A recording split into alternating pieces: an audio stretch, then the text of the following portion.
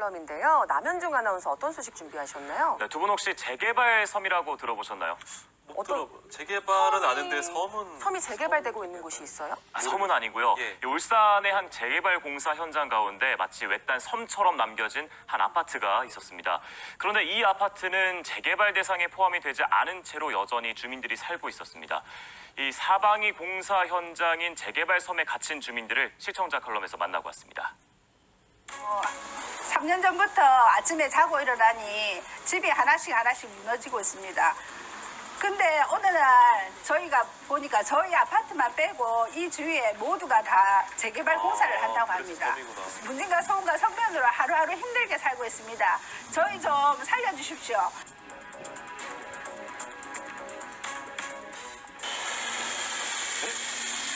울산광역시의 오래된 도심, 재개발 지역으로 지정된 이곳은 지난해부터 진행된 철거 공사가 한창입니다.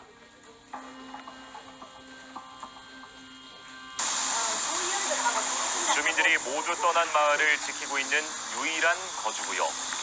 이미 절반 정도 진행된 철거 예정지 중심에는 한 아파트가 있었습니다.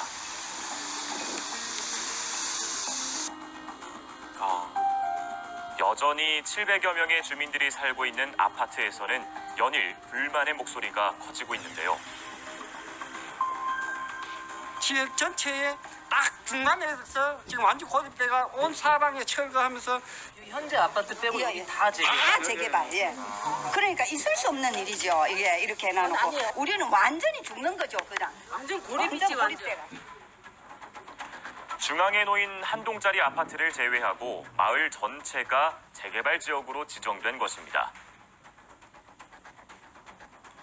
총 2,600세대가 들어서는 대규모 공사가 본격적으로 시작되면서 아파트 주민들은 재개발 섬에 고립되었다 말합니다. 대책이 없잖아요. 이런데 처지도 안 하고. 고양이를 키우다가 이주를 시켰어요. 예? 고양이들은 사람들을 동원해가지고 이주를 다 시키면서 우리는 완전 어느 개가 짖노 이렇게 하고 있어요. 고양이 취급받아 못 받는 거예요. 고양이보다 못하죠 우리가. 아파트를 둘러싸고 사방에서 철거 공사가 벌어지다 보니 주민들은 다양한 고통을 호소합니다.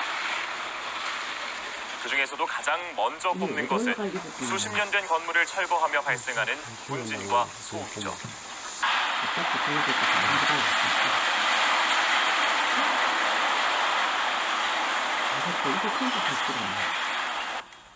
자, 이 영상에서 보시다시피 대규모 철거 작업이 매일같이 진행되고 있다는데요.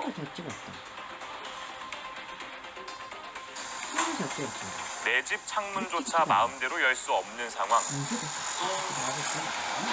이래 심하다니까 먼지가.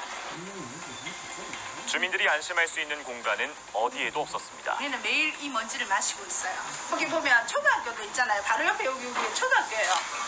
저 아파트 저 붕괴할 때 초등학교 급식실에서 순간적으로 먼지가 들어와서 아이들한테 밥 뚜껑 덮으라고 얘들아 밥 뚜껑 덮어라 이렇게 완전 덮고 난리가 났었다니까요. 아들이 엄청 심각해요. 정말 여기서 사람이 살 수가 없어요. 피해를 호소하는 주민들은 날이 갈수록 늘어나고 있는데요. 이들은 모두 정상적인 생활이 어렵다고 말합니다. 집에 먼지, 분진, 시끄럽고 잠을 잘 수도 없고 창문도 열 수도 없고 그래서 너무 스트레스가 오더라고요. 그래서 그래요. 오락통이 터져요. 정말로. 어떤 데는 내 자신뿐만 아니고 우리 주민이 불쌍하다는 생각이 들어요. 피해 상황을 하소연하기 위해서 주민들이 찍은 철거 동영상만 수십여 개. 그중엔 1급 발암물질로 지정된 성면 제거 작업까지 있어서 주민들은 더욱 불안해하고 있습니다. 그런데 공사가 중단되는 밤에도 문제는 이어집니다. 해가 지고 난 뒤 재개발섬 아파트는 더욱더 눈에 띄는데요. 아파트를 둘러싼 재개발 구역이 모두 어둠에 휩싸입니다. 지금 8시 45분인데 지금 보시다시피 완전히 깜깜합니다. 주택이 철거되면서 보행로의 가로등도 모두 사라진 건데요.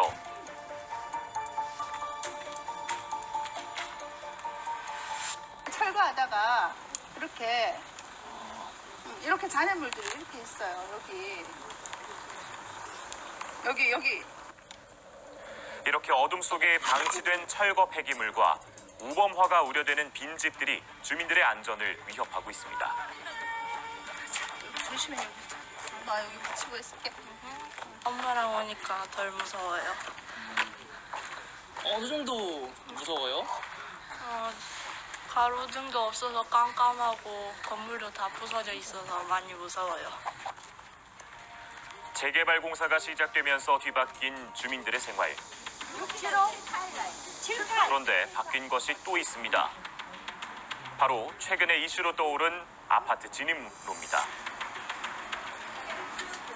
10m 도로를 없애고 이제 사람만 다닐 수 있는 통행로만 만들겠다는 거거든요. 이 도로를 우리 주민의 돈으로 이거를 사가지고 이 평택 아파트 분양 가격에 합산을 시키거든요.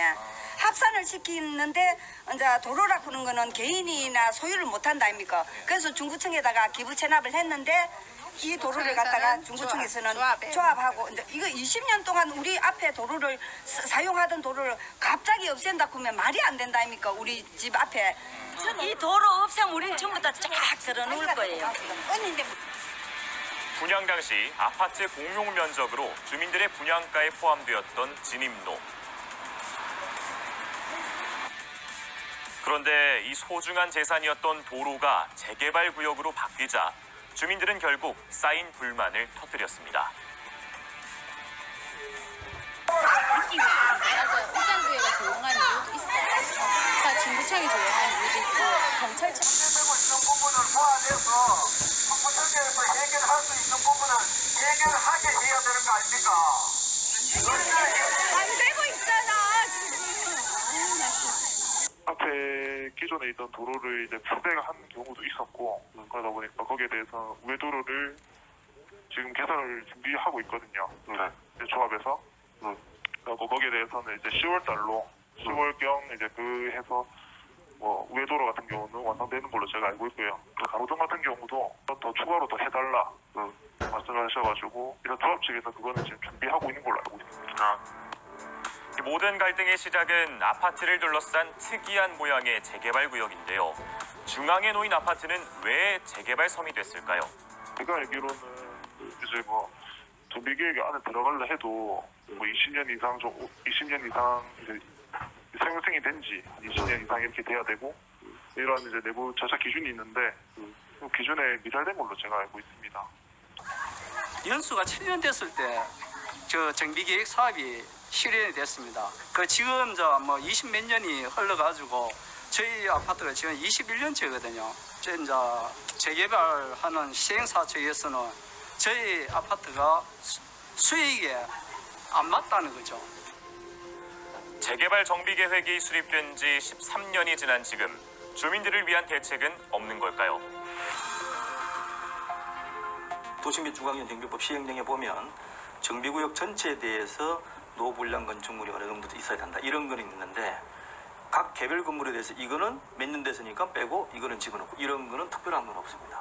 소음, 진동, 그 다음에 분진 이런 걸 가지고 고통을 얘기하신다 그러면 환경 관련된 법에 그 규제 기준이 있습니다.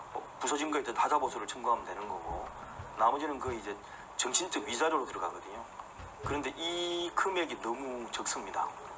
보통 보면 이제 재건축 아파트가 됐든 대단히 아파트 단지가 됐든 한 3년 정도씩 하는데 그렇게 했을 경우에 한 정도 밖에 인증을 안 해줘요. 이 금액을 좀 높여야 제대로 된 보상이 되지 그렇지 않고 이렇게 적은 금액을 가지고 당연히 그냥 참아야 된다라고 하는 데서 많은 문제점이 발생합니다. 주민들이 법률적으로 보호받기에는 어려운 상황. 그렇다면 재개발 조합이 내민 대책은 무엇일까요?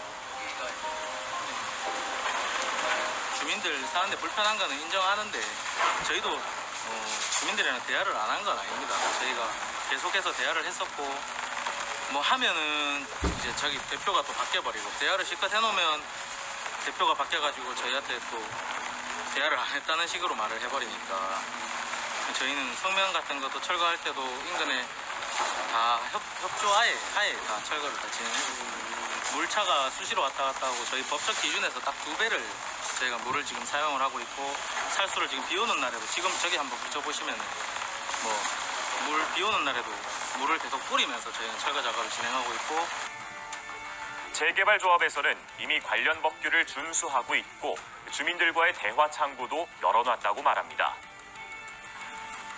결국 아파트 주민과 재개발조합이 함께 풀어야 할 숙제, 대립이 아닌 대화로 원만한 해결이 되길 바랍니다. 이 분진과 소음과 이 성면 가루 때문에 살 수가 없으니까 저희를 이주를 시켜줬으면 좋겠습니다. 그래서 저희 아이들이 편안하게 살 수 있도록 해주셨으면 좋겠습니다.